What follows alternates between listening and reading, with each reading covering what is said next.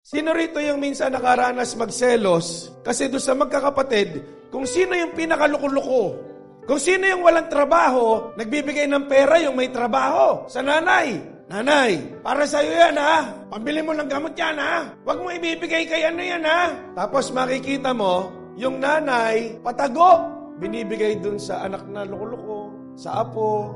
Hindi dahil may favoritism siya. Alam niya lang kasi na mas kailangan ng taong yun yung tulong niya kaysa sa'yo. Ikaw kahit mawala siya, tatayo ka, magiging maayos ka. Pero yung isang luko-luko na yon, siya na lang ang pwedeng umunaw at maging pag-asa noon. Kaya sabi ng Bible, the shepherd will leave the 99 to seek for that one that is lost. Nakita niyo yung pag-ibig ng Diyos sa ating mga makasalanan. Alam niyo ako, pastor, tapos merong mga mag-aaway. Kung naandyan lang din yan, aalis na ako. Hanggat yan ang kasama ko sa cell, ayoko na. Mamili ka. Sino pa aalisin mo sa amin? Sino sasabihan mo sa amin? Alam niyo ba sa mga magulang na merong mga anak na nag-away? It really doesn't matter kung sinong may kasalanan sa kanila. Ang gusto lang mangyari lagi ng magulang, magkaayos yung kanilang mga anak. Hindi mahalaga kung sino may kasalanan. Hindi mahalaga sa kanila.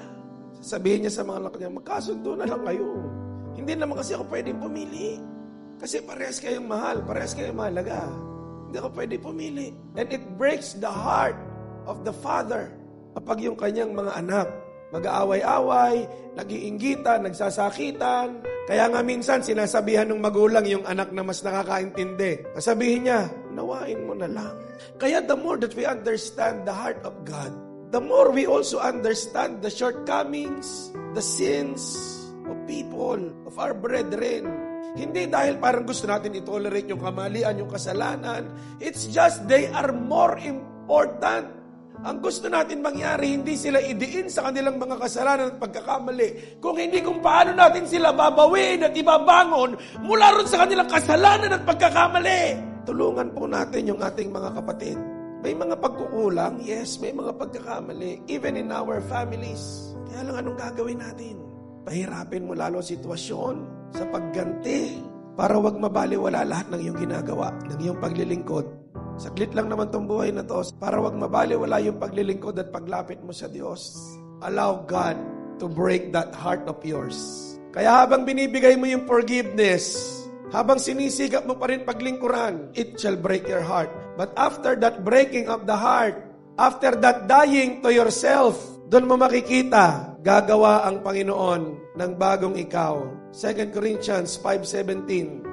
Ang sino mang nakipag-isa kay Kristo, nagiging bagong nilalang.